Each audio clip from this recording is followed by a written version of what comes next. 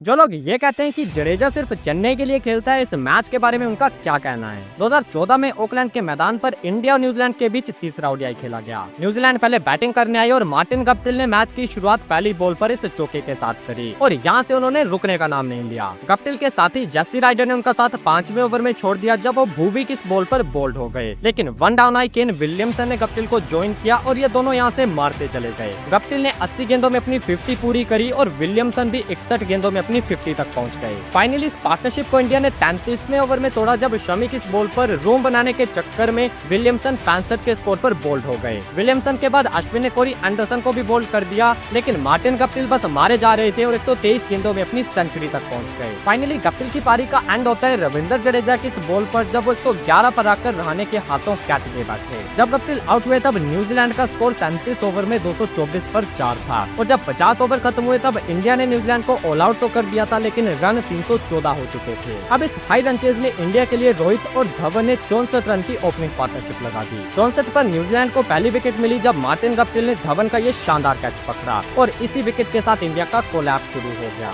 72 पर रोहित आउट, 74 पर विराट कोहली आउट और 79 पर अजिंक्य रहाणे की विकेट के साथ इंडिया का टॉप ऑर्डर बाहर जा चुका था। इसके बाद रैना और धोनी के बीच 67 रनों की पार्टनरशिप हुई जिसने कोलैप्स को थोड़ा समेटने की कोशिश करी। 146 पर न्यूजीलैंड को रैना की विकेट मिली और 184 पर धोनी भी 50 बनाकर आउट हो गए। अब क्रीज पर थे जडेजा और अश्विन जो कि आमतौर पर बॉलिंग में पार्टनरशिप करते थे, लेकिन इस मैच में उनकी पार्टनरशिप बैटिंग में भी दिखाई दी। ये पार्टनरशिप 85 रनों की थी जिसमें अश्विन ने 65 रन बनाए और 45वें ओवर में गप्टिल के एक और स्टनर ने 269 के स्कोर पर अश्विन को वापस भेज दिया। अश्विन के बाद भुवी और शमी भी बैक टू बैक आउट हो गए और जडेजा आखिरी खिलाड़ी वरुण आरोन के साथ रह गए। यहाँ से 13 गेंदों में 29 रन चाहिए थे और जडेजा के फाइट बैक ने इस मैच को लास्ट ओवर तक पहुंचा दिया जहां 18 रन अब भी बाकी थे। लास्ट ओवर कोरी एंडरसन का था जिनकी पहली गेंद पर जडेजा ने चौका जड़ दिया। दूसरी गेंद वाइड होती है जिसे दोबारा डालने पर जडेजा डॉट कर देते हैं। तीसरी गेंद पर जडेजा फिर से रन नहीं भागते, लेकिन चौथी गेंद पर ये पूरा हो जाता है इस वाइड के साथ। अब 3 गेंदों में 12 रन चाहिए थे और जडेजा इस फ्लिक के साथ ये चौका जड़ देते हैं। 5वीं बॉल पर जडेजा के पैर से ये करारा छक्का आता है और अब आखिरी बॉल पर सिर्फ 2 रन रह जाते हैं। और क्या आप यकीन करोगे, इस मैच में 628 रन बनने के बाद भी कोई इस मैच का विनर नहीं था, क्योंकि लास्ट बॉल पर जडेजा को सिर्फ सिंगल मिला और ये मैच